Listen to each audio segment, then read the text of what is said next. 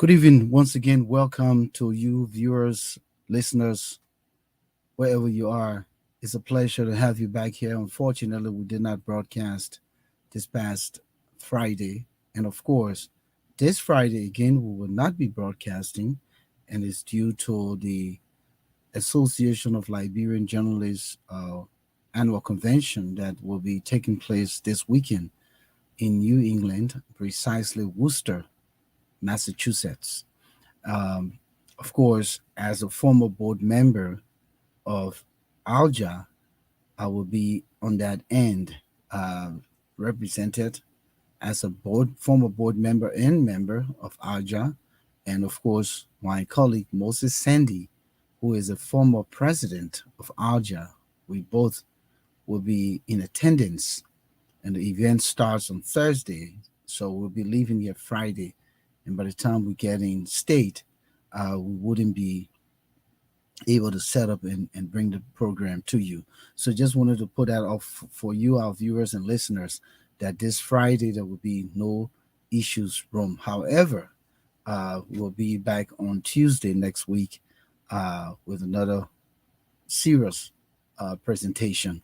Again, Volcano Shelton here. We welcome you wherever you are, all over the world. We say this is the alternative social media platform when it comes to trending issues emanating out of Liberia, the African continent, and that of the Black diaspora.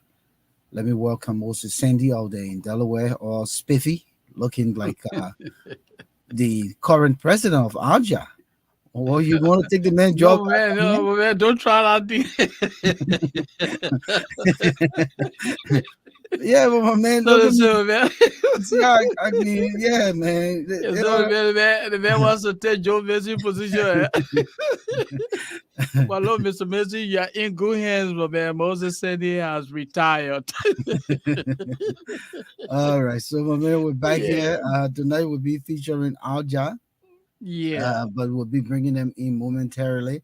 But in the meantime, this is our 92nd edition. I was just sharing with our audience, we didn't have the opportunity to broadcast this past Friday. And of course, the same for this Friday because we'll be attending the 8th annual convention of the Association of Liberian Journalists here in the U.S., ALJA. It will be held in the Massachusetts, the New England area, particularly the city of Worcester. So Worcester will come in full. The media boys, will be there. In fact, let me just leave it out But to man, but man, the telling panel people when they that come you're in. the captain of the Yeah, team, man. no. Let the panel come in and talk about what would be happening. But again, good to see you. Yeah, it's always a pleasure, and like you said, Volcano, this week is going to be a very busy week for members of the Liberian Association. I mean, members of the Association of Liberian Journalists in the Americas. We all going to be in Worcester, and I look forward to that. Look forward to seeing colleagues that I haven't seen for months now, colleagues that I haven't seen for years as well. We will all be meeting there. There is something that we look forward to on an annual basis. It's my understanding that colleagues will also be coming from Liberia. So, Worcester, Massachusetts is the place to be this weekend if you want to see Volcano Shelton, the powerful voice from ELBC Radio. You did right. And Joe Mason from LCN. Joe Michigan, my man. That boy is a damn good uncle, my man. Okay, okay. Moses Sandy from the Capitol, the news summary. So we all gonna be out there, hanging out. So that's how I'd like to come in the issues room today for Canada. We look forward, man. It's always And a I pleasure think being I should yeah. just stretch you thin while you wait there. Let me just come in quick with trending news because Sure, I know sure. one of our guests is already in studios. But listen, President Weah is I think he left already. It was Yeah, said that he's back in Liberia. Yeah. yeah. But he was fortunate to meet a small gathering of Liberians. I would believe it was probably somewhere in New York. Yeah, Because he it tried to was. defeat the saying about him can't leave New York and the people just made this up. But look at me. And they say I can't leave New York. I'm here visiting my dog Roxy.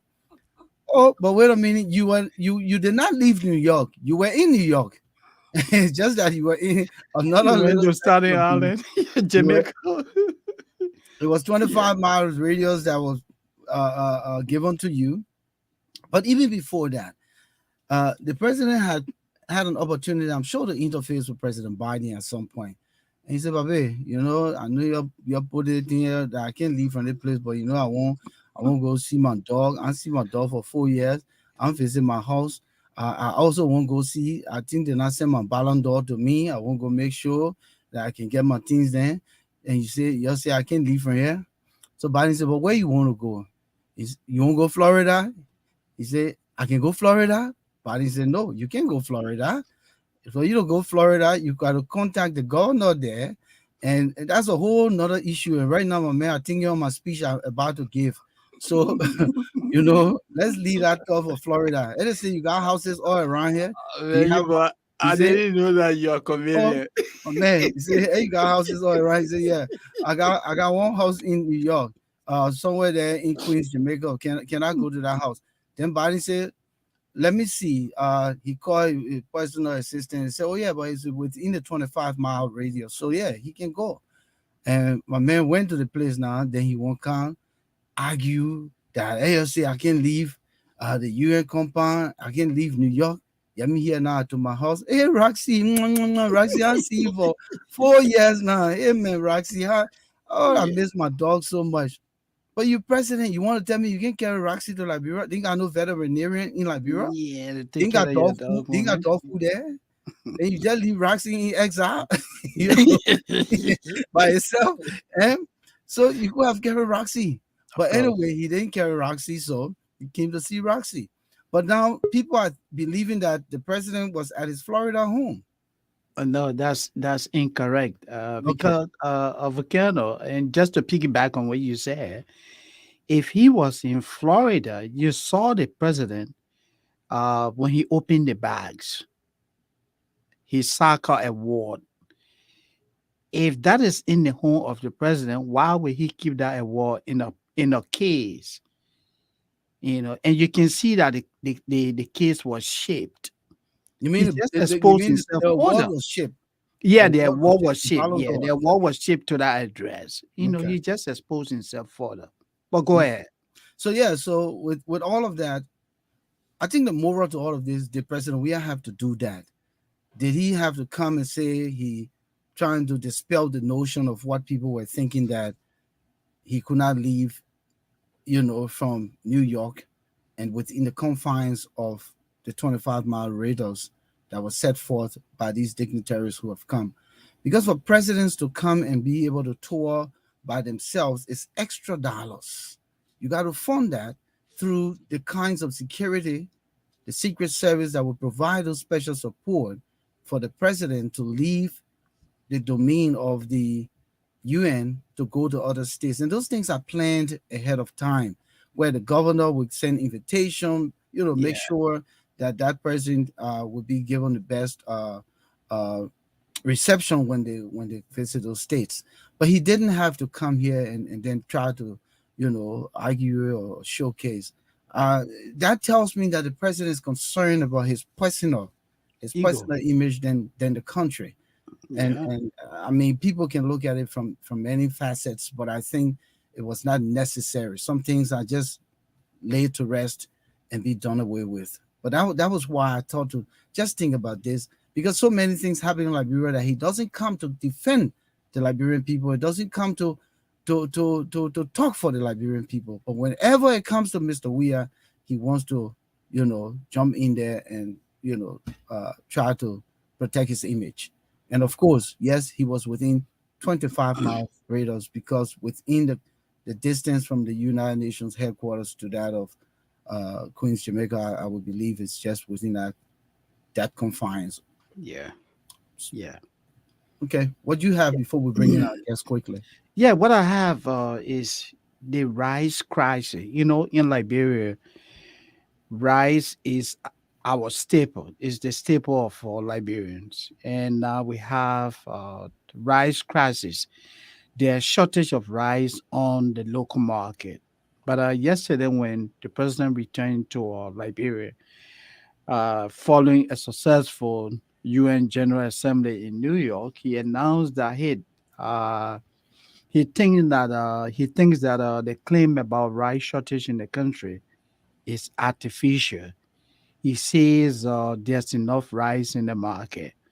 But what we are hearing and what we have read of in the media is that rice importers in the country, right now the war, as a result of the COVID-19, the war economy And experienced coupled with the inflation. war in Ukraine, coupled with the war in Ukraine. So Yeah. yeah. So you have a high level of inflation. Prices are going very high. Even in the United States, yeah, for Canada, everything is going high. So the importers of rice in Liberia decided to increase the price of rice by additional $2. The government refused to accept that. And the government went into an arrangement with the importers that, hey, do not increase the rice price on our people. We intend will subsidize the $2 you want. We will pay the $2 to you, but just keep it at the basic. So the importers agree and predicated on that. In the recast budget, which was recently passed by the legislature, the Liberian government allocated $11 million for rice subsidy. Um, since the passage of the budget, the government has not made any payment to the importers. As a result, the importers have been importing rice into Liberia at a loss. So, what we are told that is currently happening in the country now, the importers have tried to cleverly go around this problem by introducing something which is absolutely strange. Now, Volcano, I am told that when you go to buy 100 bags of rice in Liberia, the dealers will tell you, say, hey, if you want 100 bags of rice, you need to buy some television sets.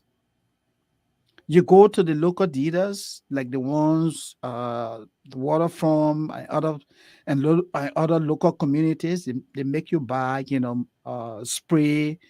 They make you buy a bag of flour. They make you buy a pack of sugar. They make you buy other commodities that you did not plan for. I think that is creating more hardship for our people than what the $2 increase would have done. So now, what the government, we are told, has decided to do is to make available $5 million.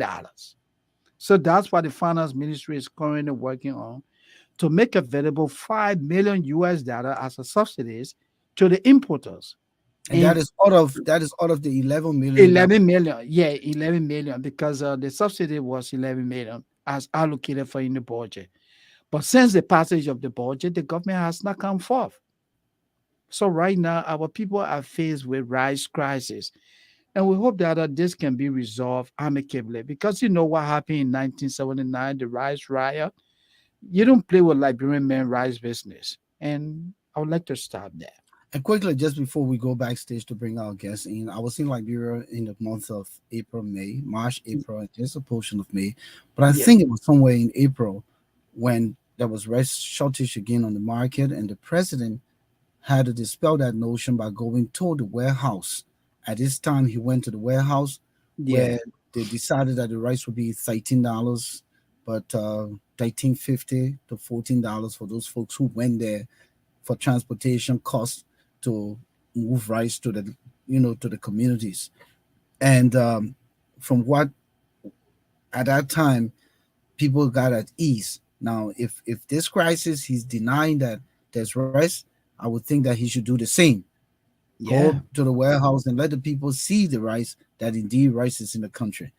yeah, I just thought to throw that in because I was there when that took place, and you can feel the tension when people start to talk about, oh, no rice on the market, the prices start to increase. The cup of rice now is 60 Liberian dollars. in the ballpark of 45 to 48 cents USD, and Yeah, that would increase as you know, as this, if this is very serious, you it's know. a serious All right, problem. Moses. So good information there. And again, Great. don't play with the Liberian people rights. No, you don't. The rice, and you got to do everything if you want to stay in power to make sure you got rice on the market. Well, the situation here is that we have invited the Association of Liberian Journalists here in the U.S. And other Americas, because it is the Americas. The current leadership, the president, vice president, and the secretary general. From where we sit now, is only the vice president in studios. The president was here a minute, but apparently he's disconnected and will be coming back. So I think we're just bringing the vice president, and at some point the president will join us. So, Mr. Dr. Samuel Y. Johnson. In fact, before you say a word, the president is here. Let me just bring him on too. Uh, Mr. Joe Mason, uh, and Dr. Johnson. Good evening, gentlemen. Welcome to the Issues Room, our 92nd edition. We're told to give to ALJA because ALJA is connected to this panel in many ways. And we thought that no better conversation could be kept here on this Tuesday, since the convention is this week. And the fact that we wouldn't be broadcasting because we'll be a part of the uh, The occasion out activities. Yeah. in Worcester, and in fact, I should be pushing the team to a victory on that Friday. So, thought to just Man, let you go. talking about? You call my number two here, you say what? What you say? What? What You you talk say? about my number two. What are you, my man? You know how strong the strong defender, man. Okay, we'll see. Dr. Johnson, President Mason, Vice President Johnson, welcome Yeah. to the Issues Room. Thank you, gentlemen. Thank you so much for availing your platform to us to come again and talk about the premier, if you may, event of the year when it comes to our association. And I hope you guys Thank you did for the share the opportunity. link now, so other members can join this conversation. Yes, yes. Yes. So Yeah. yeah, thank you again for the invitation. We're glad to be here as always. The So unassuming. He always act like he quiet behind the yeah, microphone, but when yeah, he when not behind the microphone, he can talk plenty. Go ahead, yeah. Dr. Johnson. Welcome. Thank you very much, Volcano. I hope you're doing your rocks here tonight the way you started already with the president. What Okay. are you Yeah, going to rub on the soccer yeah, my pitch man. on Friday? No, that it was just our trending news. No, Nothing yeah, my special on man. the president. Eh, Just thought to throw that humor in that the president didn't have to come to tell us. Say, oh, other people say I can't go to my house. No. I'm not talking about the president of the republic. I'm talking about Oh, our no, oh, president. if oh, answer, my man, yeah, you yeah. remember? You said I want to take the man job, my man. Oh, okay. Yeah. But guys, I want to welcome you to the Issues Run. It's a pleasure having you. I know you guys are in high spirit. For this weekend, the most talked about, the most acclaimed, the most powerful diaspora organization. You are meeting in Worcester, Massachusetts. So we want to welcome you to the Issues Room as we take a closer look at AJA, where you are come from, where you intend to do, and some of the activities that will be unfolding in Worcester, Massachusetts. So welcome again, guys. Thank you. Thank Let me you. quickly acknowledge Thomas Awaji. Thank you so much for sharing the link out here and inviting Varney Hardy, Arma Freeman, SB Dunn, Brazilian Monk, and the rest. Flomo Livingstone, thank you for coming in. I'm sure the numbers will increase as we continue this conversation. This is about Liberia, and we have two very important people here tonight. What is happening? Is the Secretary General going to join this panel? Yes, I just reached out to her and she's trying to connect. So hopefully we'll get to see her there shortly. Okay, Yeah. thank you. Let's start this conversation with Moses Sandy. Moses, okay. In fact, just take a pause. She's trying to get in. Once she get in, I will bring her in. But go ahead, Moses. Start this conversation with whatever question you want to ask the president or vice president. Yeah. So, Mr. President, I know your convention, your if annual convention is here, but help lay the basis for us. Someone watching you the first time, someone getting to know about ALJA. The acronym ALJA, what does it stand for?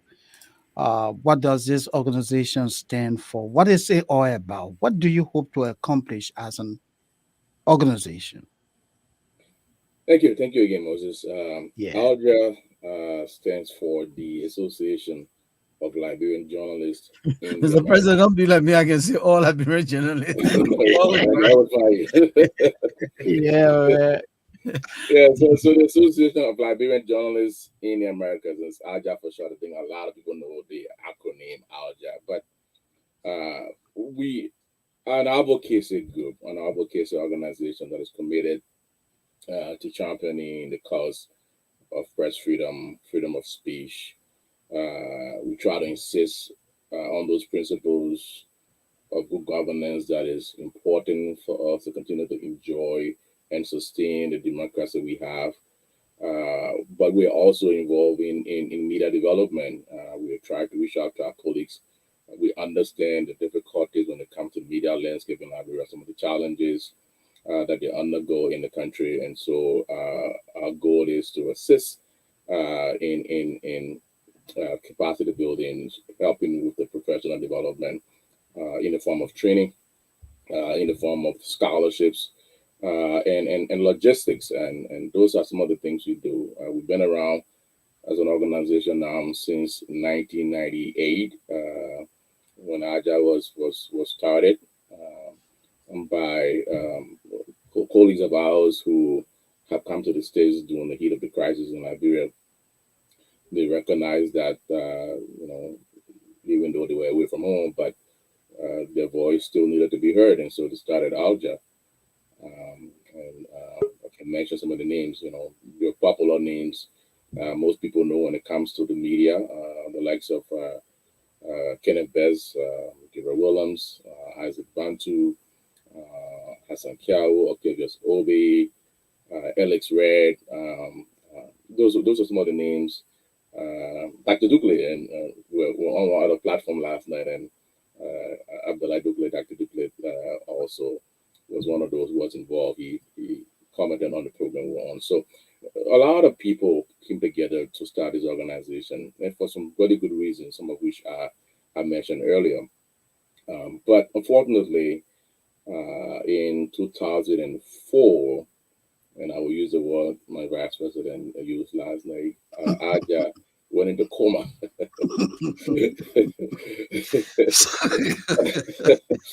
AJA went into coma because of but the good thing, it was still on life support though. yes, exactly. I mean, that's a good thing about it, man. So So let me just add that party. Yeah. yeah, which was unfortunate, but it happens in most organizations. There was always some rift Yeah. here and there when it comes to the leadership, and AJA as an organization was also a victim of the leadership rift, and so they went to coma. So for 10 years, they just lay dormant, nothing happened for that length of time, and so around 2014. My predecessor Moses, now who is obviously host of this program as well, Moses initiated the resuscitation effort, and I think he had reached out to me at the time and said, "Hey, Joe, we're starting to resuscitate AJA, and I'm reaching out to you because we want to see if you can coordinate, the reactivation process in the Midwest region because I live in Minnesota, and then they do have a lot of journalists here in Minnesota as well, not only in Minnesota, but the whole Midwest region. And then I was excited because, I said to people that when I was still in Liberia, I was still in Liberia when I just started in the United States, and I followed their work, and I was pleased and excited enthused by what they were doing here in the United States. Their voice was a very critical voice, contributing to the discourse in the country, and I felt we were doing some really good things. So when I moved over to the United States, I tell people the first convention I ever attended was an ALJA convention in DC. And so it tells you how interested I was in their work. And so when Moses reached out to me, I was excited. I'm like, yeah, we need to, resuscitate this organization because they can serve a very useful purpose. And so we did. Started here, Volcano. Of course, you were involved on the East Coast, helping to coordinate the resuscitation effort on the East Coast. And then we held this mini convention in Delaware in 2014. Just to talk about, you know, putting into place now the structure that will sustain the organization going forward, so we don't fall prey to some of the crises that bedeviled the organization early on. So, following that mini convention, we held the first, what we call now the first post-crisis convention in Delaware later on the one year in 2015. During that convention, Moses was elected the president, and I was elected the vice president at the time. And so, we've since then, the organization has been on this upward trajectory. My predecessor, laid a pretty good foundation, and I took over from him in 2019 when we held the convention in Minnesota, and ALJA now continues, I would say, to do a pretty good job. We're an organization that people look up to. Our voice is a voice of consequence. Our voice matters. More than that, we are impacting the media landscape in significant ways by some of the things I talked about, whether it's training, whether logistics, whether it's scholarship, and hopefully that is something when we do meet at this year's convention, we'll continue to talk about how we can do even more. Even though we believe we're contributing a lot, but I think we still have a lot to do. The potential that we have as an organization is huge, and I'm looking forward to all getting together to talk about the way forward. Well, the vice president keeps coming in and out. Rather, vice president, secretary general keeps coming in and out. Akai, are you ready now to go? What is it? You driving? Yeah, there she is. Yes. Oh, there she is. Hi. Good evening, everybody. Well, Yeah, SG, how are you? I'm fine. Thank you. Thank you for the invitation, Can you see the Mr. road? Sandy. Yeah, you're welcome. Yeah, Mr. Sandy and Kenneth Shelton. Thank you. Appreciate it. Okay. Sure. Yeah, go ahead, The Volcano. president has laid the ground rule, giving us an overview of the organization, where it's been, where actually it started from, and where it went to bed, in coma on life support, and where it's now resuscitated, revived, and is vibrant. Since you just got in, it seems as though your internet keep going in and out. Yeah. Let's just come to you before we come to the vice president. Mhm. Quickly, just give us an overview of this week's event. As the Secretary General, I'm sure that you much more accurate to the planning process, what's going to be happening on during this weekend. I believe it starts on Thursday. Yeah, on Let's start Thursday. with that first, and give our audience an understanding of the activities for this weekend. Okay. The activities this week it starts on Thursday, as you mentioned. Thursday, September 29 is the arrival. Because we have journalists coming from different states. So we will all meet in Worcester, Massachusetts on Thursday. And there will be a mini tour on Thursday. And later on during the evening, it will climax with a meet and greet at one of the home for our members. So, So you and see on Friday, Thursday. So you see on Thursday. There will be Thursday is the arrival. arrival. So Yeah. what's the cutoff for the arrival in this tour? Because I know you don't. If you plan a tour, you want a good number of people. So what's the cutoff before the tour? So technically, we might not have all of our members on Thursday. So a handful of those who will be on ground on Thursday will be part of that process. So on Friday is the big one, because on Friday where we will have all of the members on Friday. Friday the event starts on at 10 o'clock in the morning. We have a virtual discussion where we have our speakers will be speaking on a variety of issues in Liberia, issue relating to world elections in Liberia.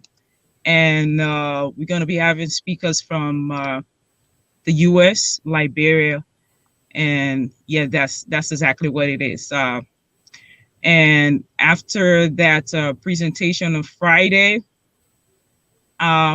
afternoon, there will be a tour. We're going to be touring the city of Worcester and also visiting a media institution in the Worcester area. Sorry, I'm so confused with that city. It's over there in the Worcester area. We'll be visiting the media institution. Yeah, and after that event, this is a first of its kind, which starts at 4 p.m. We're gonna be playing a friendly match. The mighty boss of ALJA are gonna be meeting. I don't want to say too much because I already know those guys have been defeated because I saw the lineup. I know I know how wonderful that is. And after that friendly match, we will all convey to our hotels. And then later on in the evening, on Friday, and we will have the meet and greet. And during the The Friday real meet meet and and greet, greet. yeah. Not Oh, the Thursday meet and greet. I just say hi, you're doing your I welcome. know. But the Yeah. real meet Okay. The Liberian way, the real meet and greet will be and on the Friday evening. On Friday Yeah. evening. Yeah, at Mr. Edison Zinan's home. That's where we will have the meet and greet. And then Saturday morning, that does it for Friday. Then Saturday morning, we have another panel discussion. When you look at the flyers, we have the list of all of the speakers there. We'll be having, and one interesting thing about our discussion this year, because most of the time we focus on uh, educating journalists or providing opportunity for journalists in Liberia, like training opportunity. But we forget about ourselves because we live in the United States, we work in the United States. We too need information on how we should plan our lives. And there's something that was incorporated that really amazes me when it comes to money management. And you know how we gonna spend our money, how we can be able to save our money. There's so many important information that we're going to have a speaker who will be presenting during one of our panel so discussions. SG, when you talk money now and you're teaching people how to manage the money, remember some of the Uh-huh. ALJA people when you start keeping the money, don't blame No, yeah, the workshop. people was people will still pay their dues. People will still Okay. work. People will still pay All their right. dues. And so after the discussion on Saturday, later on Saturday around 11 o'clock is general assembly. Her network is going bad. Losing her internet. I guess she's Yeah. driving, so she could be in a, So Yeah, All right. yeah, me. You, General assembly. we're losing you. We're so losing you. Take a pause. so what are you trying to deal Hold with on, there? man. Let's Hold yeah. on. Let me see. Mhm. She's frozen, so we'll take a pause there. Yeah. We'll just revert to the vice president. I'm sure he's Absolutely. very That's what I want aware us of to what's do. the Yeah. event. So once you get straightened up, we'll come back to you, madam. Let's go straight to the vice president. Vice president, continue from where she left off. I think it's the business session. Thank you. On Friday, as she was saying, we want to have a panel discussion. And the panel discussion is going to examine or open an examination of the challenges facing women political participation in Liberia. That is a sub theme of the overall theme for the convention. The So convention what is the theme of the convention quickly? Thank you. The convention is going to be reflecting on the theme towards the general elections and beyond. How do we sustain Liberia's democracy? Okay. Because we feel that democracy is essential. And a key component of democracy is the holding of free and fair elections that involves all of the stakeholders. And so we want to be reflecting on that theme. The keynote speaker for that event will be Mr. Samuel Kofi Woods, former government official, former Minister of Labor, former Minister of Public Works in the regime of Madam Edin Salif. He's going to be speaking on that theme on the night of Saturday when we hold our banquet. But on Friday, the panel discussion is going to take place featuring Edith Gunglo and Madam Magdala Cooper. Edith is former superintendent of Nimba County, former senatorial contestant of Nima County. Madam Magdalena Cooper participated in the presidential elections. To cap the discussion on women's political participation, we will be having Senator Yumli Kanga Lawrence. She's going to be the speaker for the sub team, and she's going to speak to us on Saturday afternoon to cap the discussion. So if you look at the way we went about it in a very intentional way, we are bringing women from different experiences of political participation. Women who've participated and lost, and a woman who's participated and won, not just once, but multiple times. And because we feel that there are experiences that could be shared across the spectrum involving their own participation, involving their own engagement with Liberian politics. And on Saturday, she talked about the issue of money matters. It's not really money. It's just about personal development, personal growth. And so we're going to be having Mr. Alex Coffey, who was one time a lecturer at the University of Liberia Business School College, to be speaking to us on the topic of personal wealth development, personal financial management in the United States. So it's just going to be opening up our eyes to various opportunities through which we can grow wealth in this country. Because in as much as we have an obligation to our colleagues in Liberia, we also have an obligation to our members here. And so we think that we should begin thinking about issues that affect our members in this country, in as much as we think about those issues that affect members in Liberia. So coming back to Saturday, we're also going to be having on Friday, Sekbeni, Dafe Sekbeni, who runs what they call the Local Voices Media Network in Liberia, that has been involved with monitoring elections and electoral practices in Liberia, is going to bring us a presentation on the issue of free and fair elections in Liberia over the years. So he's going to be speaking to us on Saturday as well. Mm-hmm. And so those are the major highlights of events that will take place during the convention. Obviously, on Saturday afternoon, we're going to have our business meeting where we're going to present the state of the association and carve out our new agenda for our new program year, which begins at the end of the association. Okay, so Mr. Vice President. Yeah, okay, go ahead, Volcano. I was just going to push him further. Then what happens? Yeah, sure. Following that business meeting, is that the end of the day or? No, the business meeting doesn't end the day. Like I said, later in the afternoon, we're going to be having a banquet, which is our major fundraiser, as we all know. The evening hour, right? In the evening hours. Okay. Right? We already have tickets on sale for people going to the banquet, $40 for singles and $100 for couple. We'll be grateful if people who believe in the cause that we are engaged with, who believe in our advocacy, who believe in our work we do in Liberia, to support us through the banquet. And you don't have to go, like I said last night. You don't necessarily have to be at the banquet to support us. All you need to do is to just call and purchase a ticket. We'll consider that as your kind donation. Okay. Can you answer this question quick before you come in, Moses? Mm-hmm. Will the organization be endorsing any presidential candidate 2023? It's one of the viewers. Who going to take it? So maybe the president wants to take that lead. Absolutely that. ALJA, it's a non-partisan organization. Does not lean one way or the other. We are not in the business of endorsing any particular candidate whatsoever. We've made our platforms, we made our convention a venue where views from all sides, whether it's people from the opposition or folks from the government, they've used our platform to be able to speak on national issues. In a way, I think it's mostly civil. Obviously, there's been times when there's been some tension, but that's understandable.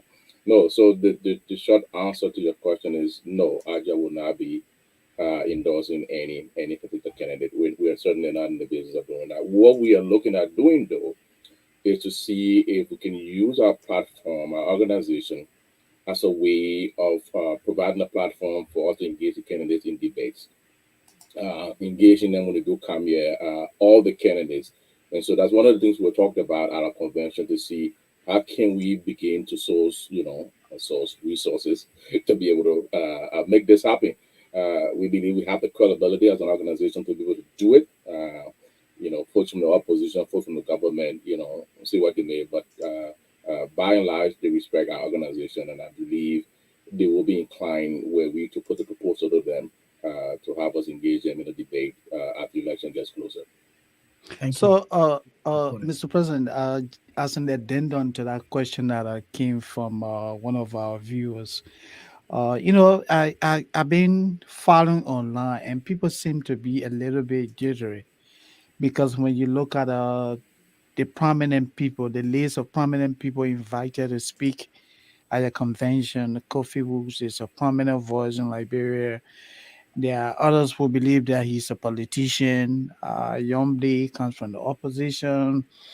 Medalla Cooper is also a presidential hopeful.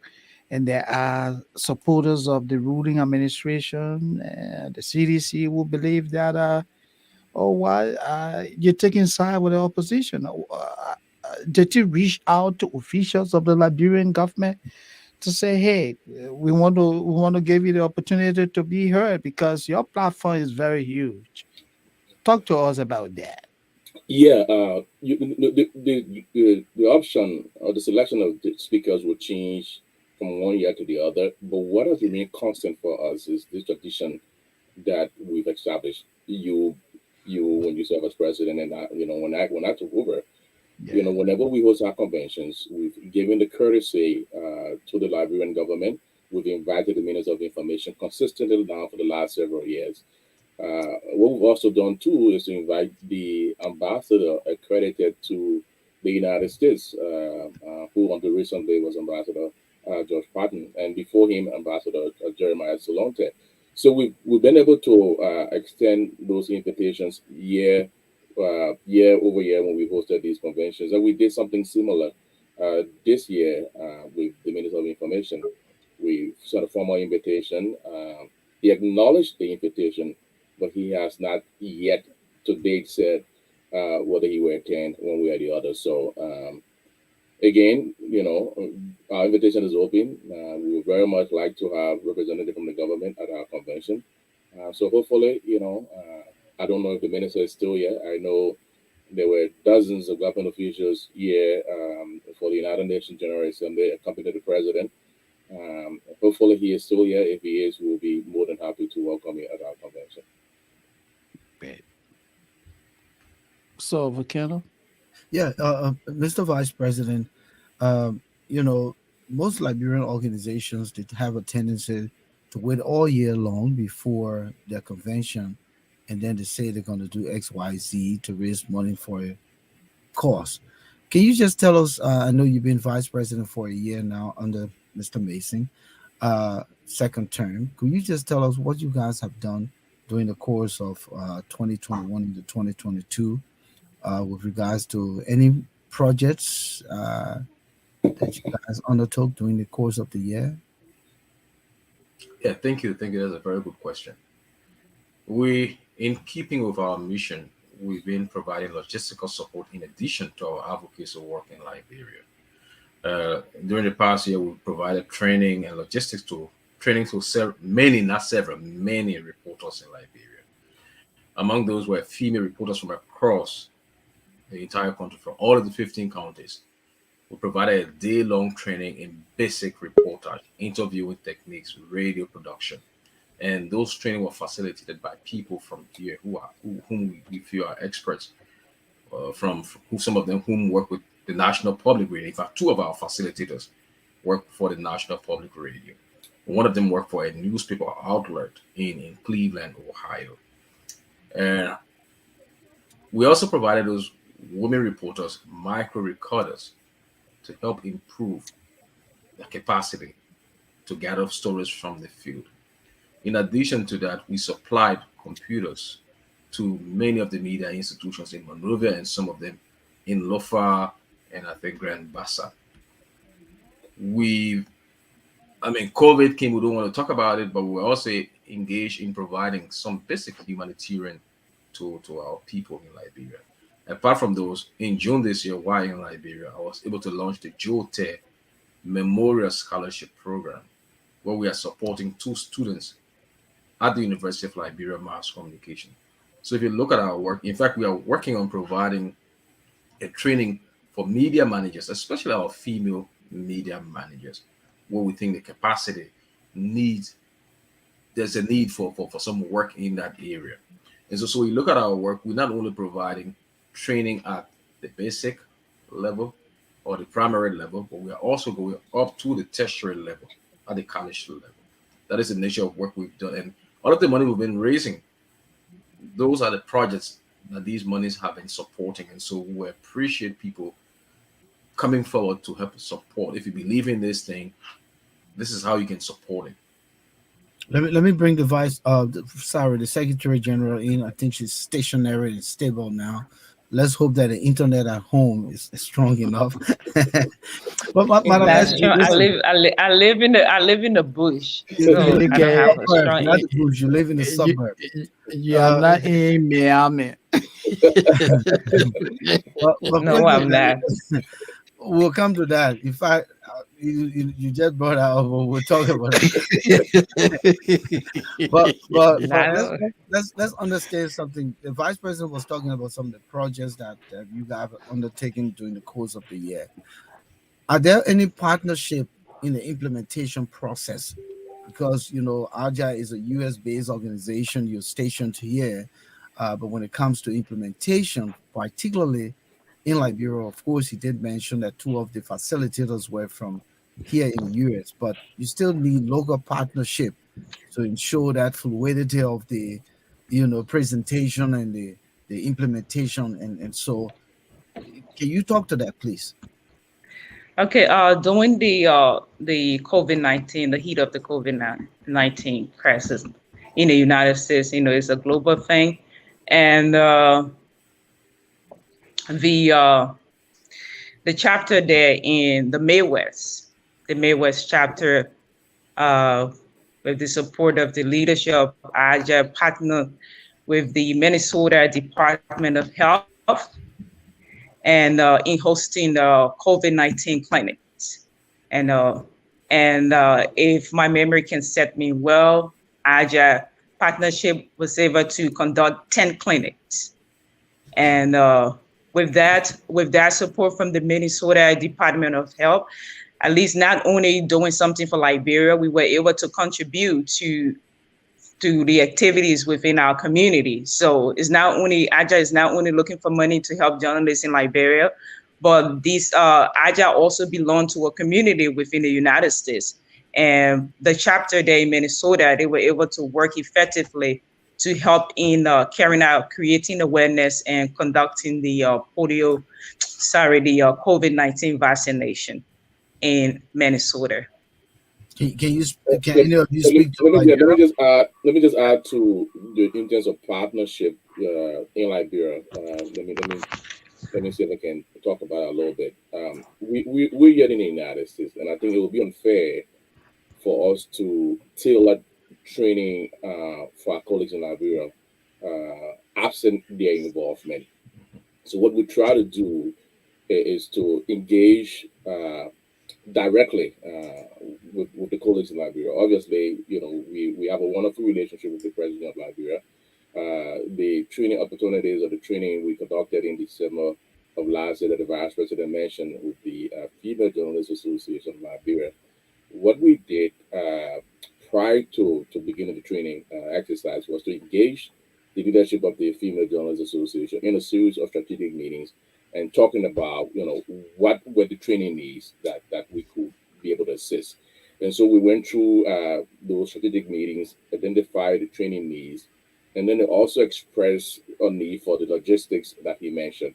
So they said, hey, these are where we are lacking, and this is where we believe ALJA can help us. Oh, by the way, we also need these logistics to help the young female journalists in their reporting.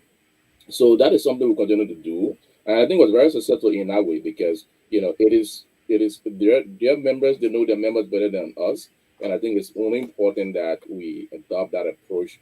And that is something we do not just with FIJA, but with, other auxiliary of the PEL or the PEL itself as an organization. We'll continue to partner with them. We'll continue to engage them when it comes to, how do we reach out to be able to impact them. And I think that is an important step. So the human resource committee that is headed by the vice president very intentional about doing that. They oversee all ALJA training, and so you probably will know better going forward. What are some of the things we will be working on, towards the end of the year and into next year? You want to throw a jab quick to that question? Do you have partnership with media outlets here in the U.S.? Any one of you? I think that I will leave that to the president. I will come back and speak to the Liberian partnership.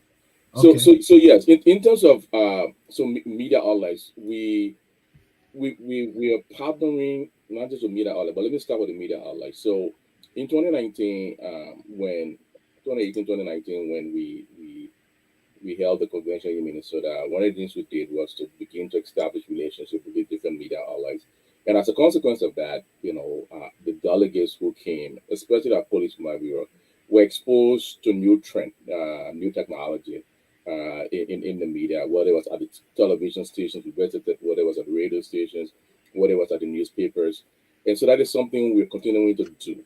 But beyond the media institutions that we try to partner with, we're also being intentional about establishing relationships with different media institutions, especially the universities and colleges. We currently have a really good working relationship with the University of Minnesota.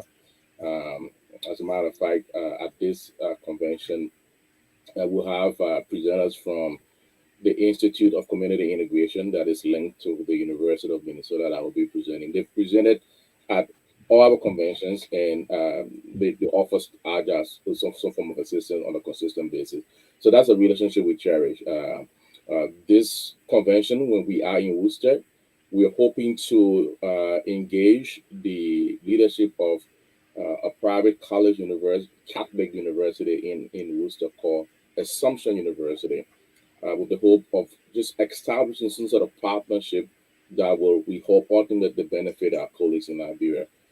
So we were in New Jersey last year, and we had a professor from the university there at the College in New Jersey that presented at our convention. So more and more, as a professional organization, yes, we have a responsibility to continue to build relationships with media institutions, with colleges and universities. So ultimately, the yield dividend for our colleagues in Liberia. So that is something we are very, very intentional about. Mr. Vice So, President, just before you come in, Moses, the mhm. intermission here quick. If you guys just joining us, welcome to the Issues Room, our 92nd edition here on Facebook, YouTube, Twitter, LinkedIn. We can be called universally and even in space. This is the alternative of social media platforms here emanating out of Liberia. Our primary goal is to talk about things that matter to our country, our community, the African continent, and that of the Black diaspora. Welcome, Tuesdays and Fridays. Again, just a quick reminder, we will not be broadcasting this Friday due to the conversation we're holding here tonight. The fifth annual convention of ALJA will be held in Worcester. And considering me being a member, a former board chairman, Moses Sandy being a member and a former president, we both will be there celebrating with our colleagues. So we'll be back on Tuesday. We'll be opening the lines very shortly.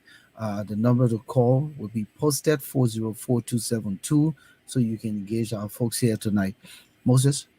Yeah, I just want us to look at the representation at the convention, and I heard the leadership name some prominent, figures in Liberia that would be at the convention. Would there be a representation of journalists, Mr. Vice President, from Liberia at this AJA convention? Usually, in our past conventions until COVID, we've had reporters coming from Liberia to be a part.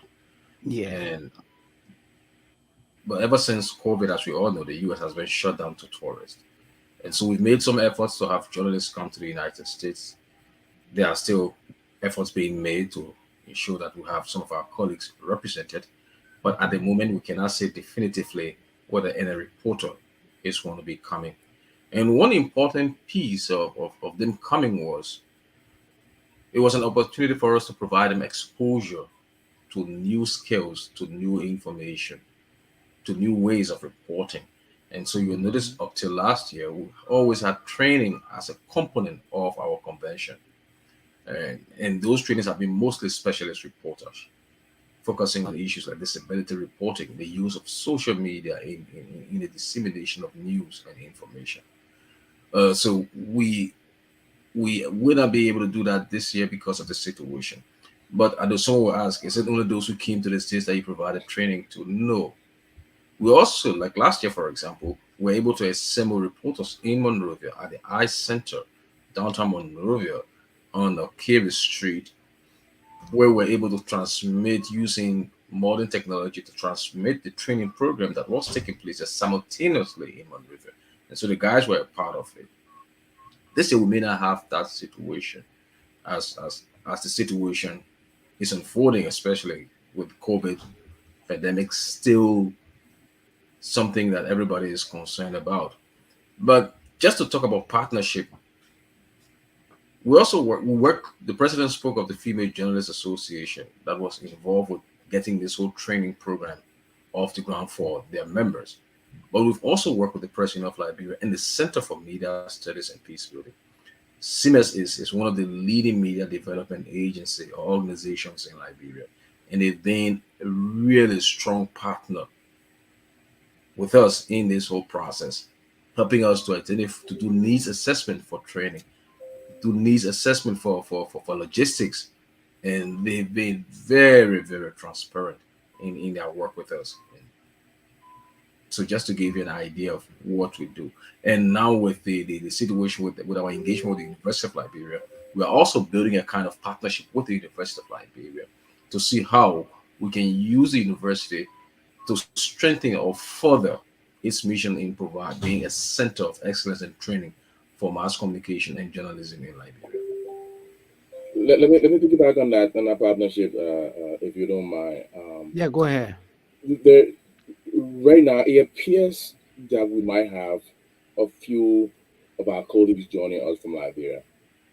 So that would be exciting. That would really be exciting because, as the vice president mentioned, because of COVID, it's been difficult to have our colleagues join us like they've done in the past. As in prior to COVID, we've had maybe a record of pretty close to 40 or more journalists who have come over the last several years as when we've held our convention. So they are really an important part of what we do because when they do come here, they just get exposed to so much in terms of training and the capacity building that they do, which is a little difficult. I know we've been trying to carry the training to them, like the vice president mentioned, we do this hybrid training, but there's nothing like being in person and going through these different training when you're on the ground.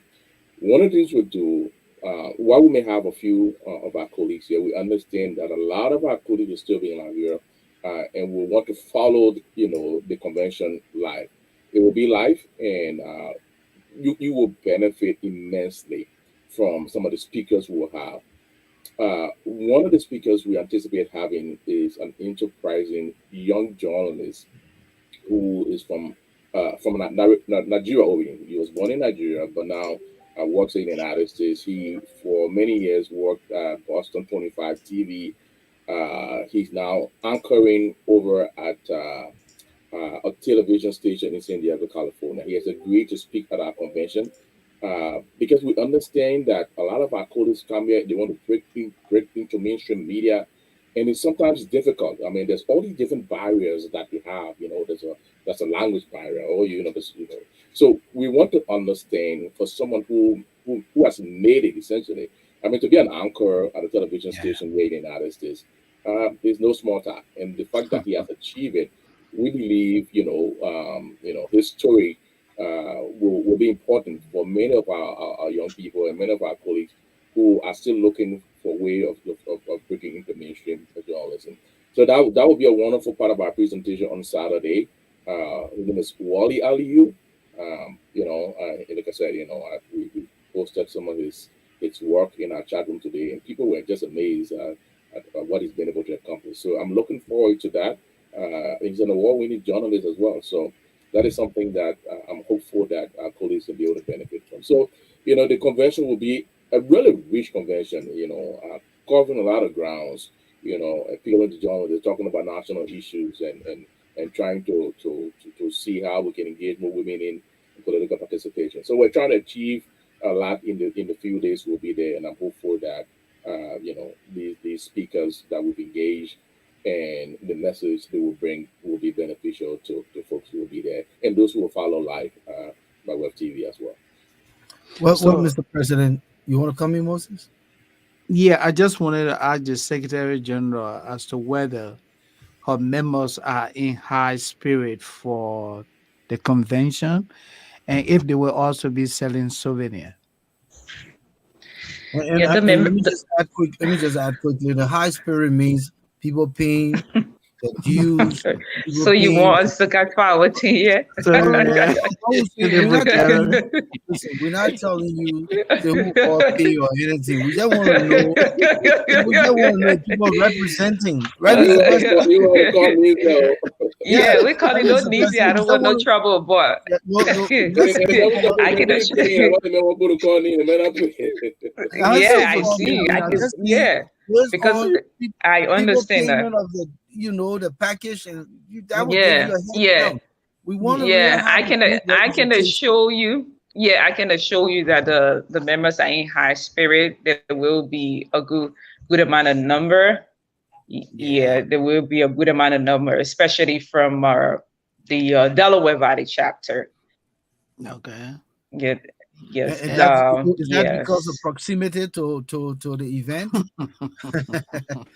I mean, I could say maybe that is, and also the president of that chapter, he worked by engaging with the membership, reaching out to everybody, encouraging them more, because the more you reach out, the more you will get people to make a second thought, say, I think I have to attend a convention, considering the needs of the organization, considering the thing you are devoted to, because this is our body organization. This is something you have passion for, so you have to do whatever it is to contribute to the work of ALJA, and that is required of us all as ALJA members. We don't need to be forced. We should understand that this is about us. We should be the one to put it first and make it a priority, because people are going to let people see ALJA through us, and that will serve as a motivation.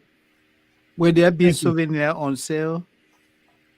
Not ready on sale, but the leadership there at New England, they did a souvenir. They are not selling it. It's a kind gesture that they're going to present to the participant that will be a part of the event. Okay. Maybe I'm I told that need to- go ahead, Mr. So, Vice but President. maybe if you talk about souvenir for us as ALJA members, That's like what I don't want to say how much we can pay for our package, but the package includes the souvenir items where you have the program, and you have your ALJA T-shirt, your ALJA cap. So definitely the payment for the convention fee includes souvenir items for So what if ALJA somebody members. from the outside wanted to buy ALJA souvenir? So it Yeah, would for be- somebody from the outside, you are very welcome. But then it would be Yeah, you are expedient very before the welcome price. to purchase. Then You are it's- very welcome. Oh no, honestly, I it don't would want be to scare people. Why do you want me to call a heavy price? We would appreciate. We have had that the price in the is past. helpful. Mhm. It's helpful. Okay, to we have had that in the for the past. souvenir package. We're not talking about the Yeah. whole convention package. Yeah. We're just saying Not that the Okay. prices for the souvenir. Yeah. So if you referencing the caps, maybe the and rest. if you referencing The the caps caps, and the T-shirt. yeah, the t-shirt And the t-shirt T-shirt. as well, so for $30 the package. So both For caps 30. Okay. will sell for $30. That's fair enough. Okay. If there are individual out there you want just the caps and the Yeah, who t-shirt, wants to? yeah, just reach out to Okay. us and we'll. And that's very reasonable. Mhm. Yeah. Yeah, and the vice president wanted to say something. Go ahead, Dr. Johnson. Well, I think the president made a point that I wanted to make. Oh, okay. All right, so let me come in quickly here. Let's move away from all this convention thing and come back to the theme. Lately, over the last year, Liberia has gone through a lot. Sanction here, there, with three of the stalwarts under President Weah. You're talking about rioting. You're talking about student leaders going to the embassy to make a petition, and they get in a fight with would be supporter or supporters of the ruling party. Just so many things. Is your theme geared toward reminding the Liberian government at this time that going to elections, it is very, very critical for the continued stability of our country? Because we've seen a lot happen. And Mr. President, Mr. Vice President, Madam Secretary General, all of us in this room here tonight can attest to what's been trending on social media. It is very important for our country come 2023. Is this team and you guys going to really stand firm and make the case that this government in power needs to respect the democracy and ensure that elections is free and fair come 2023 October? Yeah, I mean, you couldn't have said it any better. As an organization that is involved in the advocacy business, we are deeply concerned.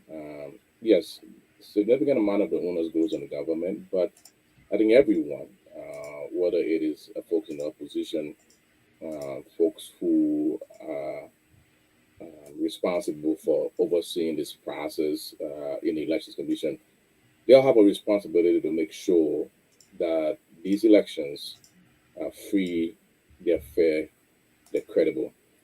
And the reason why we are putting a spotlight on the election is because we all know, I mean, our recent history. I need not say much about where we've come and the sort of history we've had when it comes to just, holding elections that were adjudged to be rigged. And we all can argue about the reasons for the civil crisis, but I know we all can agree that, these rigged elections, whether it was elected in 85, or just the excesses that previous government carried out, whether it was, stifling free speech, or muzzling the press, or just an environment where people lives, where we're not the best when it comes to just the freedom that we enjoy today. So the freedom we enjoy today, we don't take for granted. It was earned by the blood and the sweat and the tears of many before us, and we're trying to ensure that as a country, we do not revert to the dark days, that brought us to the crisis. So we're calling on everybody, putting a spotlight on the elections commission, on the government, and to do their fair share, officials in the government, so that the elections are truly free and fair, so that when the results are announced, we can all have such a credibility in the process that we can say yes, these elections, free, fair, and credible. We can all accept the results. Whoever the victor is, we congratulate the victor. Hopefully, the victor is magnanimous in victory, and whoever the losers are, accept the results because they understand the process is credible. So that is the basis of which we're having this team. Just to emphasize to all of us, Liberians across the spectrum, that these elections, they are consequential. For the sustenance of the peace that we have. Continuing these gains we've made over the years when it comes to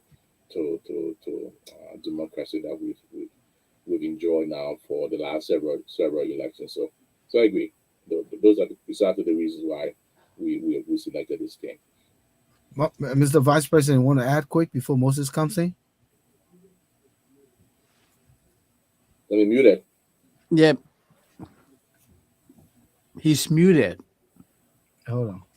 These elections, as the president said, are very crucial to sustaining the gains that we've already made. And looking at our recent history, you cannot dispute the role that elections play in getting our country to experience one of the bloodiest civil wars on earth. And so it is for that reason and other reasons that we decided that, look, going into next year, we should bring people together to help us to begin to think, to reflect, and develop ways in which we can ensure elections are held in a peaceful and transparent manner. And the Secretary General, want to add anything?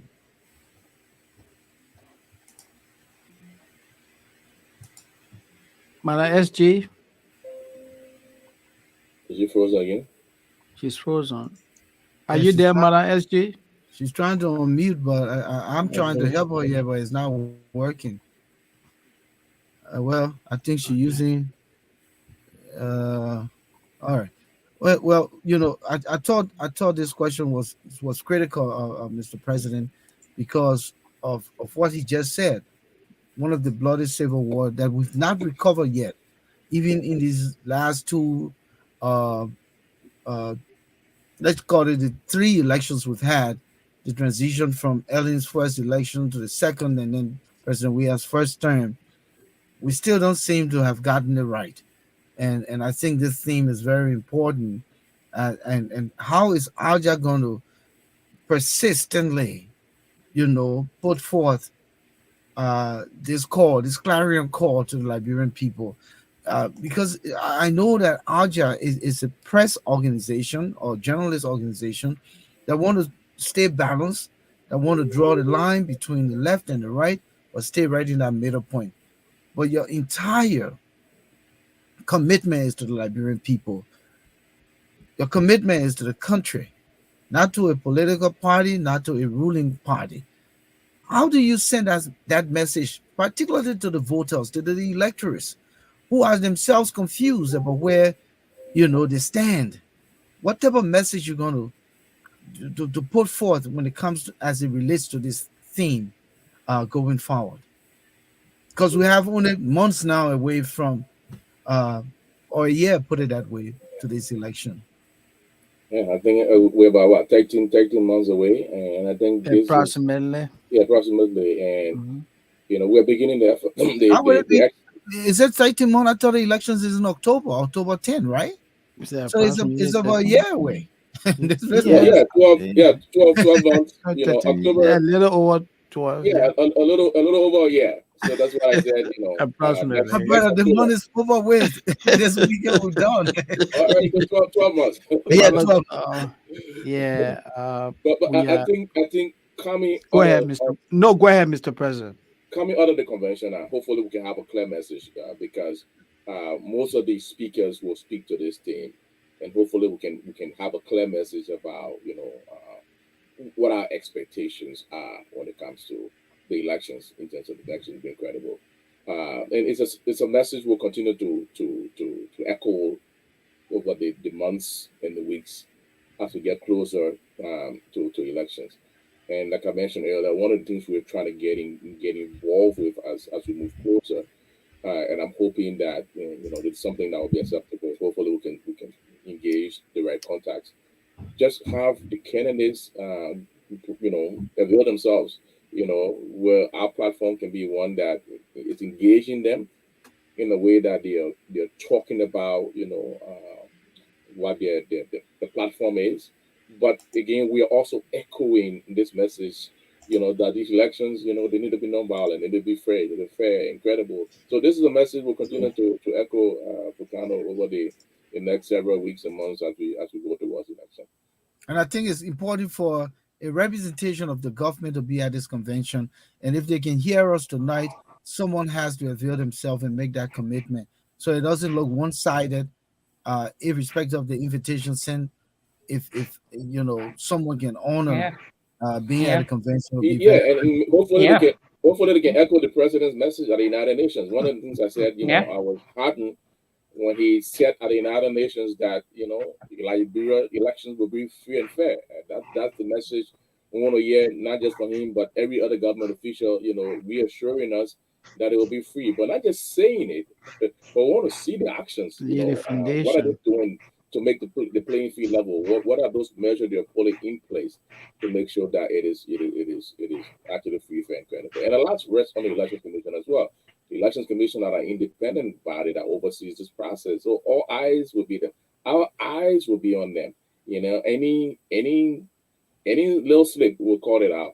Because I think everyone has to stick in this process. look, we may be far away from home, but we are heavily invested in our country to the extent that whatever happens in Liberia affects us here. So the last thing we want to do is to sit back and be complacent about this process, and then when something happens, we all are at a loss. So I got an organization will remain engaged, will be outspoken, our voice will be loud when it comes to this particular issue about holding elections that are free, that are fair, and that are just to be credible by everybody. Let me just So, remind people of the number quick: mhm. 404-272-2808, 404-272-2808. Call this number. We're here live to engage the president, Joe Mason, the vice president, Dr. Samuel Y. Johnson, and the secretary general, Akai Olete Glidden. We're here discussing ALJA's upcoming convention on the 8th. I mean, rather, it's 8th convention uh, on this Thursday through Sunday in the city of Worcester in Massachusetts. We hope that you can spread the word. It's not just for journalists, but all of you well wishers, citizens of Liberia can come to support this worthy cause, particularly the fundraiser in the evening at the banquet, where we need a lot of Liberians, irrespective of your affiliation with the media, whether you are of any other Liberian organization, whether the Grand Jita people, the bombing people, the New Cruton people that are fighting among themselves. You're joined together, joint forces, you can let do the thing together. The Liberian community organizations here in Pennsylvania, in Worcester, all over the country, the EULA, all of us, let's come together and support the media, because in fact what we're doing here and whatever we raise will be utilized for the purpose of press freedom, for the purpose of media enhancement, and we want to make sure that we do this together. Quickly, Thomas Awaji, Marion, Sandy, welcome. Thank you for joining the Anja family. Brazilian monk, we say welcome, Yvonne Ayo. Thank you so much for coming through tonight. Continue to spread the word. We have a lot of folks coming in and joining this conversation tonight. Again, 404-272-2808. Line is open. Call and engage our guests here tonight. Moses? Yeah, I would just like to ask the leadership. It's my understanding that Aja has 4 chapters, right? Yes, yes, Okay. yes, we do. So, We do have the Midwest chapter, mhm, where I reside and I'm a member of. yeah. We have the New England chapter. We do have the Delaware Valley chapter, and our newest chapter is the DMV chapter, the DC, Maryland, and the Virginia chapter. Yes. Okay. So the delegates to the convention, your Aja members, where are some of the states that they will be traveling from? Yeah, I like some of the VP or the secretary take on Is the that. vice president you want to speak to that? People who will be, I don't like to call them delegates. I like to call Okay. them convention participants. They'll be coming Okay. from all of the states that are represented in our chapter. The Okay. host chapter New England is going to have people coming in from Boston and the greater Okay. Massachusetts area. The Delaware Valley chapter, which includes Pennsylvania, Delaware, and New Jersey. A lot of us are going to go to this convention from these 3 states. Same can be said for the Midwest chapter that includes Ohio, Minnesota, Iowa, Dakota, and everything Midwest. We're going to be having our colleagues coming from all of those states converging on Worcester for this weekend for the convention. So you can expect that you're going to have a broad representation of the various states of these United States. So you people spoke about some of the activities on Friday, Saturday, but we didn't hear anything much about Sunday. What will be happening on Sunday? Sunday is going to be mark the closing of the convention. And as is traditional with Asia, we always find that that day, we always use that day to worship at the Okay. Christian church.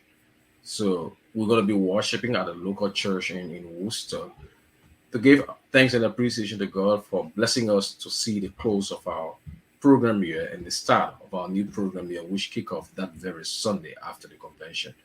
Yeah. Okay. And from there, we're going to have a farewell barbecue, as we call it, and then we'll all say goodbye to Massachusetts. Look forward to the next convention for next year. Which can I divulge the venue, Mr. President? We don't know the venue. We normally It decide the has to I, be venue. decided Yeah, at we the normally decide assembly, the the venue general after. assembly. well, Oh no, behind the scene. I agree with No, that. You don't want to yeah, people running into trouble with no, the members of that. no, but no. But they may not even know the venue until we go to. No, but If that's we what ain't they know the say. See, venue, people have to the people vote for with the The venue is venue. decide, so they here, have right to here. vote. Yeah. Right here where I'm sitting is the venue. Oh. Okay, I felt it too. I Also, felt it. so you see the Metheny declare. I felt it. Anyway, let me quickly ask this question because So, Mr. it's President. important here. So, Mr. President, Madam Secretary General, Mr. Vice President, what are some of the benefits you guys enjoy or continue to experience as a result of being a 501c3 organization? Uh, Well, as a 501c3 organization, obviously we're nonprofit, and so we are tax exempt, and people who donate to ALJA can also write off their donation when they do file their taxes on an annual basis. So that's at least one of the advantage of donating to the organization that is a 501c3 organization. So we want to encourage people again who believe in this cause that is ALJA, who believe in what we do in trying to just make the media better. The better the media, the stronger our democracy. And if you believe in this cause, we urge you to support the media fund drive. The media fund drive is the way we fund our different activities in Liberia, whether it is through training, whether it's through the scholarship program, whether it's the practice of logistics for our colleagues in Liberia. Those are the ways we fund our effort. And then the vice president mentioned this. Last year, well, this year into last year, if you add both years, we've donated now thousands of dollars worth of logistics to will come the institution. Probably they're under 20, right? So 20, under 20. I think about 16, 17 institutions. 7 3/4. I listened today, there are about 160 some odd radio stations in Liberia, just in radio stations alone. Really? In Monrovia and in part of the counties, the newspapers, the dozens of newspapers, dozens of television stations. So it tells you how significant the need is that exists. Journalists in the country barely earn a livable wage, and most time they are at the mercy of newspaper owners. I mean, the media market is so tight in terms of advertisement. Every media institution is chasing this small market when it comes to advertisement.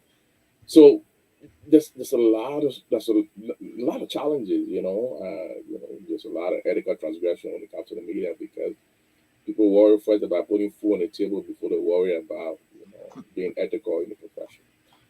So the challenges exist, and on a platform last evening, the host asks, "What happens if ALJA was to cease to exist?"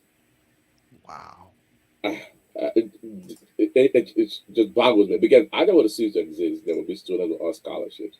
There will be one less organization that is contributing to making a difference in the media landscape. There will be one voice that will be lost, perhaps the most credible voice when it comes to advocacy in the diaspora. That voice will be lost. So we occupy a unique position when it comes to the role we play, both as an advocacy organization and the role we play in reaching out to our colleagues and giving back. So we serve an important function, and I say that to say, people need to, help us out because right now, other than, and I think AJA is funded largely by, the contribution of its members. Yeah, we do get support, small support here and there from different organizations that believe in our cause. But we believe that, if people are learning about what we're doing and they can identify with us as an organization, AJA has the capacity to be more impactful when it comes to, our goals and objectives and idea. Yeah, great.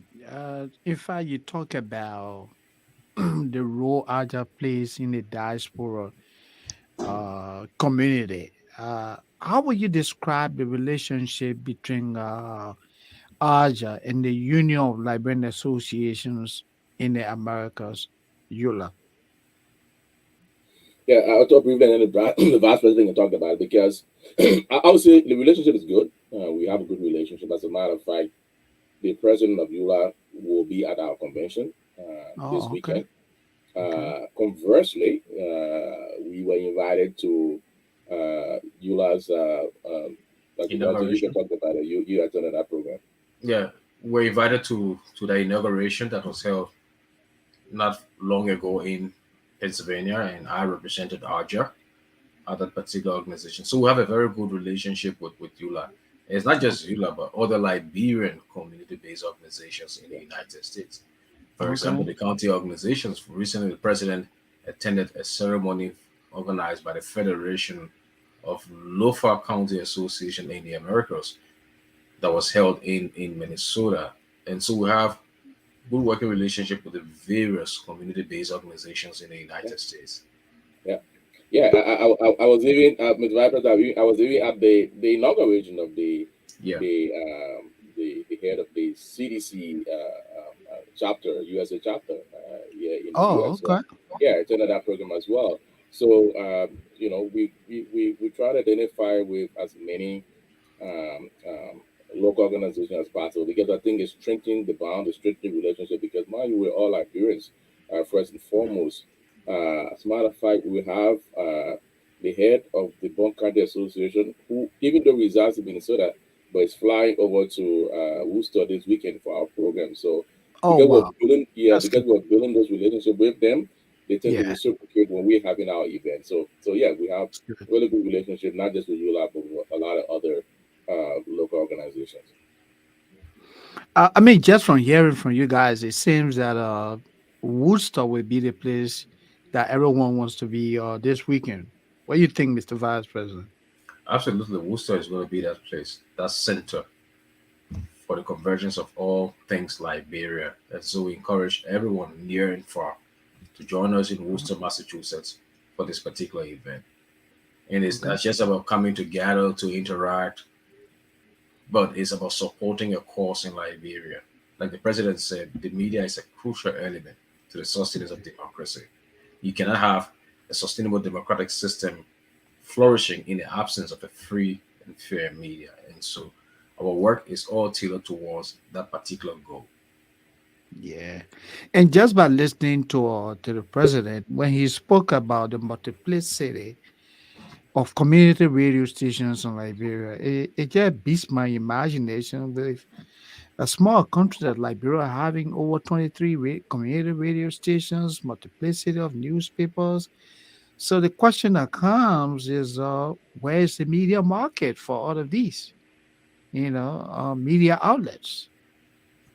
Can all you speak to that? Well, that is something we all have to investigate. I would like to speak with numbers, and I don't have those numbers at my fingertip as we speak.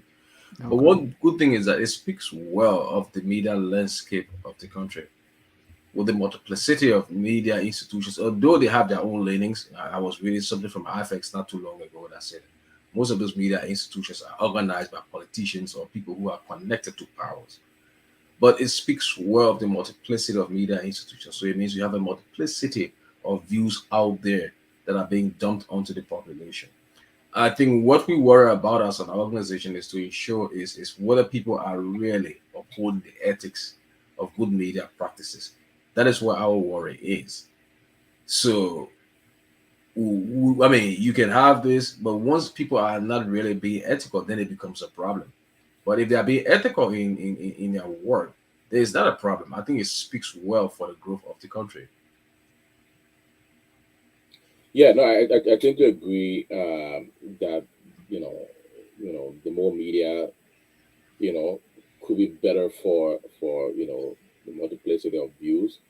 The only challenge with rappers is that you have these many media institutions chasing few professional people. So as a consequence, you have a lot of people who are not trained entering the profession, and then you have all these issues that we're talking about relative to the media. So, which is why we're trying to fill that gap. When it comes to training, it has to be constantly training people with the hope that they will be able to perform and uphold all those ethical standards that is required of a journalist. And so it's the constant challenge. I know last year at our convention, we talked about towards a more ethical, independent, and sustainable media. How can we ensure that the media is ethical? How can we ensure that it is independent, and how can we ensure that it's sustainable? So those three things are very, very important, and if we can address them, our country will be on the way, of having a media that we can all be proud of. Well, we are at the end of the road. Any quick final word? Anyone wants to go quick? Let's wrap this up because I know you have to go to your personal matters to get prepped for this weekend and even hear from the issues room. We need to put ourselves together. Well, I think I'll defer to the lady for now. But Oh, SG, for now, now, ladies, like we mentioned earlier, I'll just like to encourage everyone, wherever you are in the Pennsylvania area, New Jersey, Delaware, Worcester. This is an all Liberian thing. Come to our event. This is an open invitation from Thursday to Sunday. We look forward to seeing you all during our benefit banquet on Saturday. The tickets will be on sale at the gate, and you can also purchase your tickets from the leadership there in New England. So this is our call to all well-meaning Liberians. Come and support this effort. Come and support continuation of our work and partnership with media development in Liberia. thank you, Akai. It was good having you here in the issues room. Mr. Vice President, we'll take leave of you, Akai. Thank you very much, Volcano. Thank you to the staff of the Issues Room for hosting us tonight on this platform. We look forward to a very, very healthy convention in Worcester. And we are encouraging everybody who has interest, who believe in a flourishing democracy and an unfettered media practice in Liberia to join our cause by supporting this convention. You can buy your tickets, you can make a donation, whatever little thing you can do that will support the cause, we are willing to accept it. Thank you, Mr. Johnson. We'll take leave of you. Have a good rest of your week as we look forward to seeing you out there in New England. President Mason, final word. Yeah, before I leave, I just want to add this that on the evening of Saturday, when we do host our dinner, we will also honor three veteran journalists who were instrumental in just starting what we now have as ALJA, and also for their work in the media overall, and include the veteran Kenneth Best of the Observer, Mr. Isaac Bantu of the BBC, and Mr. Gabriel Williams of the Inquirer. Those are institutions they work for. We'll be recognizing those individuals, those three individuals, on the night of the banquet. So overall, I think it will be an exciting weekend. Our conventions is never lacks excitement and never lacks wonderful speakers. And I think people who show up this weekend, we just have a great time. We'll try to have fun, but we'll also talk about some really serious issues again, like the colleagues before me said, please support our work, whatever way you can, either directly at the convention, through the dinner board we're going to be having, support our media fund drive, and you can reach out to us and see if you want to be involved. We do have people who help sponsor us from time to time, but we want to be consistent. We want to have a consistent source of support, so that way, we can be able to increase what we're doing for our colleagues in Liberia. Again, I want to say thank you, Volcano, thank you, Moses, for the opportunity to be on the issues room tonight to talk about our convention. I look forward to seeing you guys this weekend, and I hope you have got your boost, everything I have. Volcano, I saw the boost as well. Hopefully, you put that to good use. Oh, wait. Moses, because he went in and out. Okay, he's back. But listen, the minute started talking about the position of my boost, they don't understand why I did that. They want to call body work. You put one foot in front, you put one foot You behind. gotta Because forget. the man, when the man position, Sarah the man McGill, a busy player. Joe Messi, when you and I were playing football, Sarah McGill was born. That he No. won't play ball in football talk. Eh?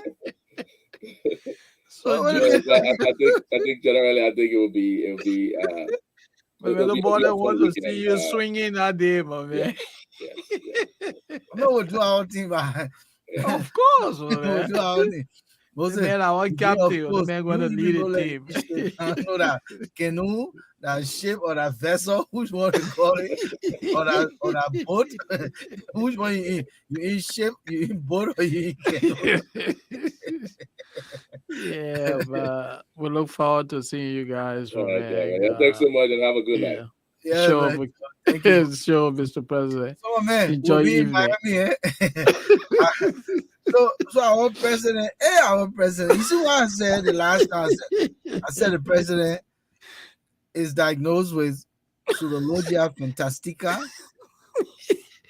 My man, it better be Our that thing simple for the people. What are you talking about? pseudologia It better fantastica be is simple a for the man, disorder, my it's a man. psychological disorder where a person believes his lies to be true.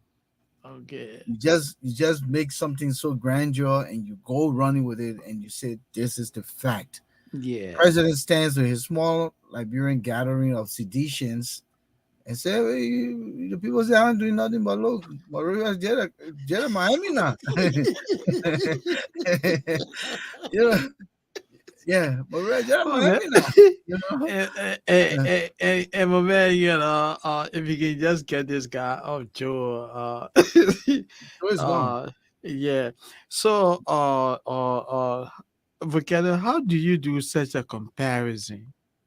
A city of darkness, and you're comparing that to a city in Florida, Monrovia, that is overwhelmed by garbage, filth, and the president stood before Liberians in the United Oh, States. man, stop it then. Stood before seditions. Uh-huh. You know, I mean, let me tell you something. George Manawia, I love the guy. As I said, Jaji doesn't know me on a personal level, Yeah. but I have followed his achievements outside of the presidency. We've had some run-ins where he gives me the head nod, as Yeah. you know, Yeah. and I respected that he was able to recognize. Yeah.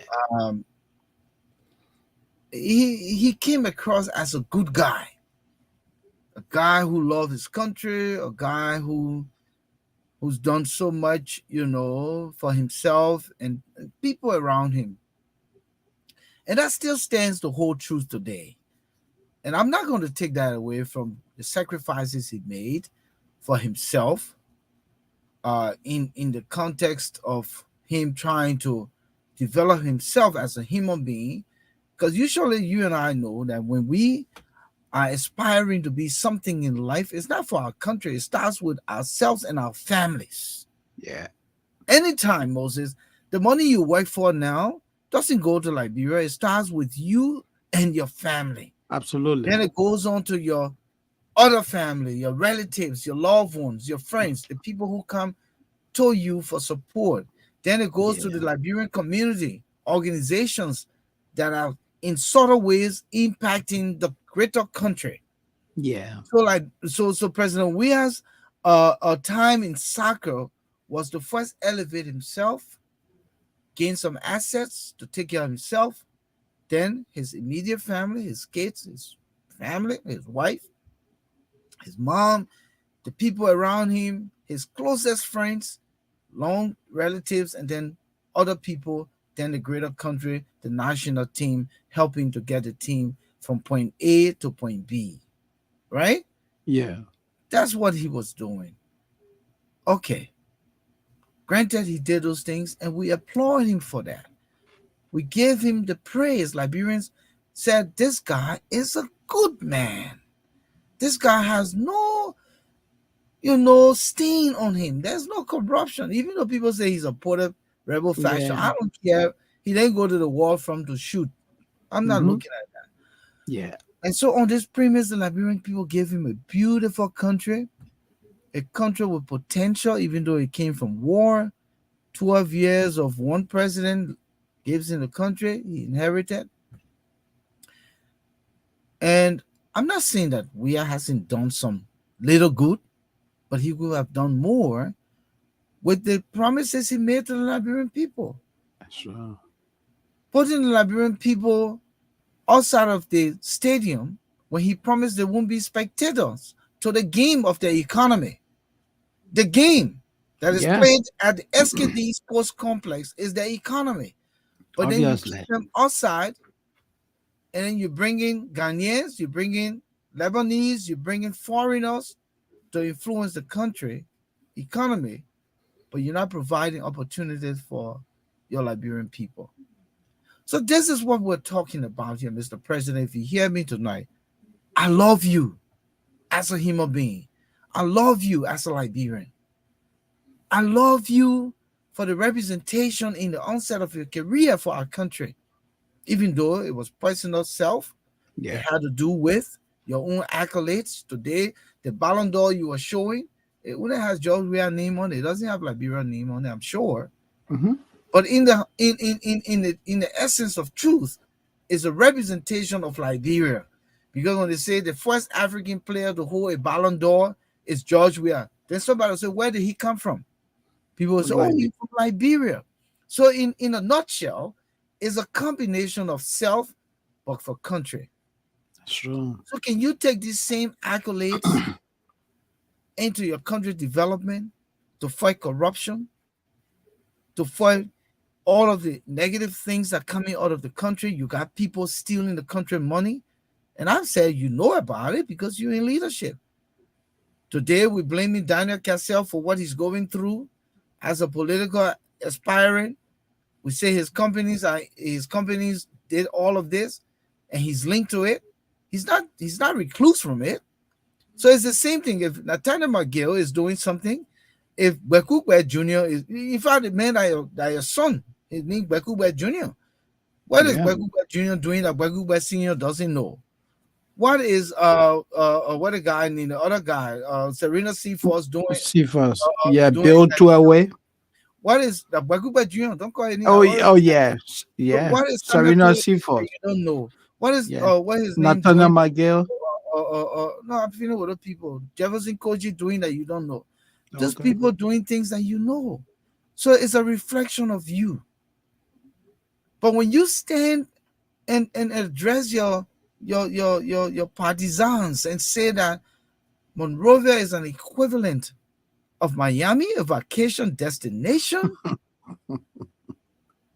with high rise, unbelievable blue waters, clean Tell you. beaches.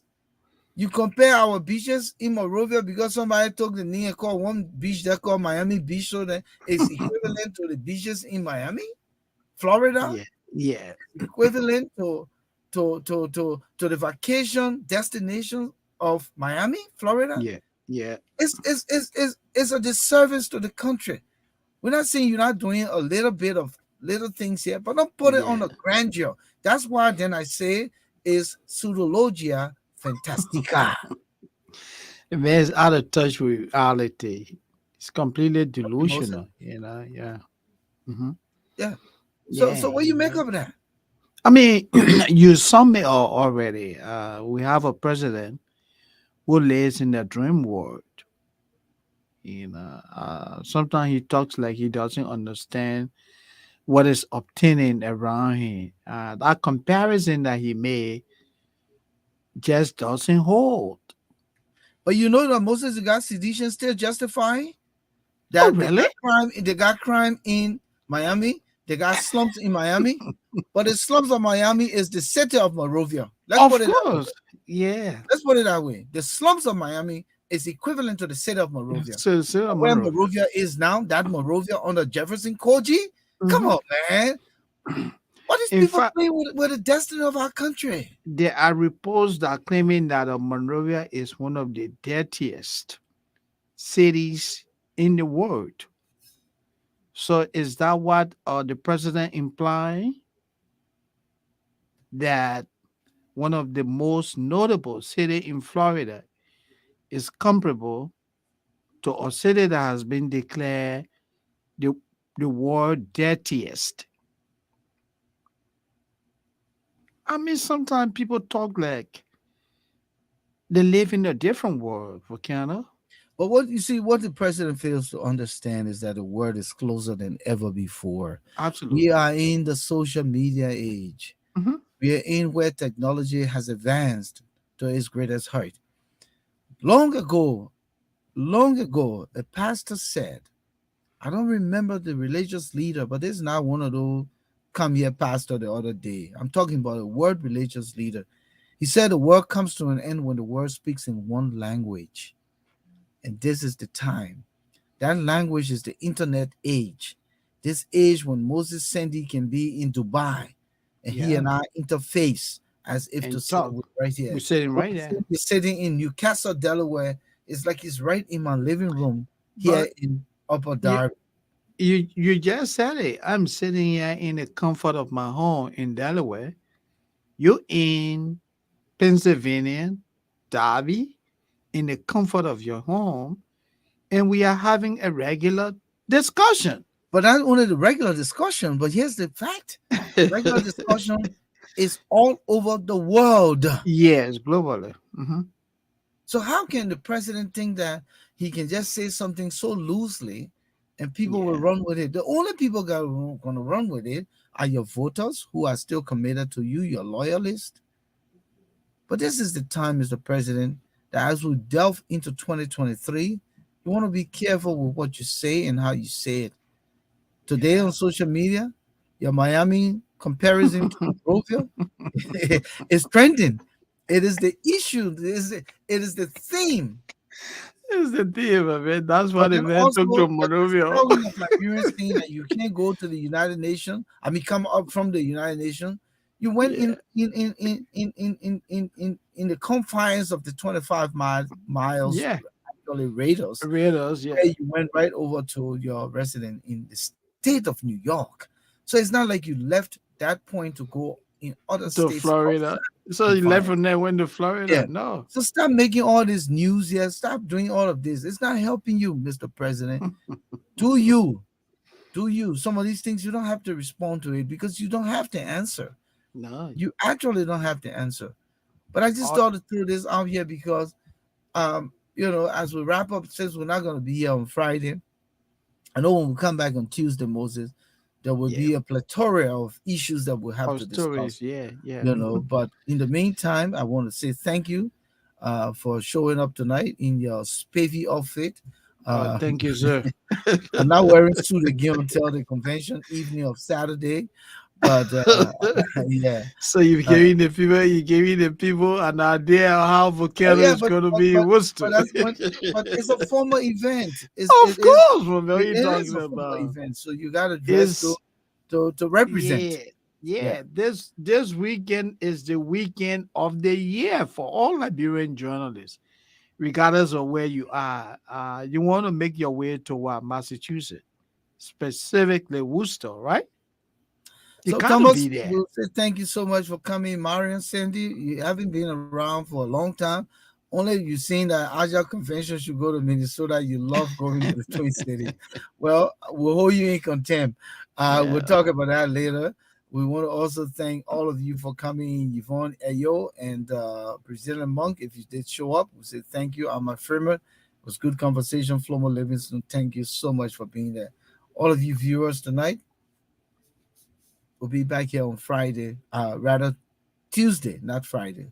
Take it back. Thank Tuesday you. next week. So we'll not be broadcasting Friday because of this convention. Since we're media people, we have to represent in full. Moses, Yeah. let's call it a night. Good night. You have a good Definitely. one. It was a And pleasure, man. And all look right. forward to seeing you on Friday when we will be donning our jerseys. Yeah, absolutely. Yeah, thank you. All Okay. right, can I enjoy, my man? Thank Yeah. you. Good night. Bye bye. Good night. Yeah.